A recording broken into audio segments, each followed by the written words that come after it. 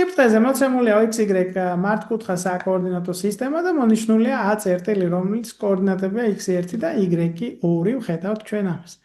შემდეგი 4 პირობიდან, რომელი 2 გვჭირდება P წერტილის კოორდინატების დასადგენად და P წერტილის A-სთან მიმართება მოცემული. P წერტილი ერთითაა დაშორებული A წერტილიდან, ხო? ეს ერთითაა დაშორებული A წერტილიდან, აქ წრე წირს იწვევს. წარმოიდგინე, რამდენი ვარიანტია ერთით დაშორებული წერტილების ერთობლიობა, ხო? ანუ ახლა რადიუსები რო წარმოვიდგინოთ, ერთი ყველგან შეიძლება იყოს.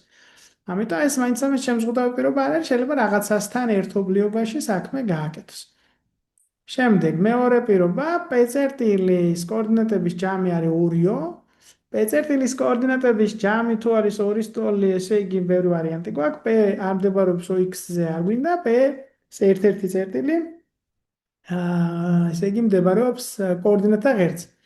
ეხლა უყურე, P წერტილის კოორდინატთა ერთ-ერთ ღერძზე მდებარეობა და P წერტილი A-დან ერთით არის დაშორებული, ერთობლიობაში რას გვაძლევს? ნახე, A-დან ერთით დაშორებული P წერტილი და Z ღერძზე მდებარე P წერტილი. ეს ნიშნავს იმას, რომ აი P წერტილის ადგილ მდებარეობის ერთადერთი ვარიანტი გამოდის აი აქ.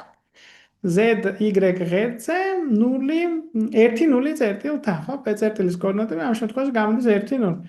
ანუ თუ A-დან ერთით უნდა იყოს დაშორებული და თან რომელიმე ღერძზე უნდა იყოს X ღერძზე არ გამოვა. გამოვა მხოლოდ Y ღერძზე. ამიტომ აქ პირველიდან მეოთხე პირობით გავდივართ შედეგზე. ანუ B პასუხი გვაქვს სწორი.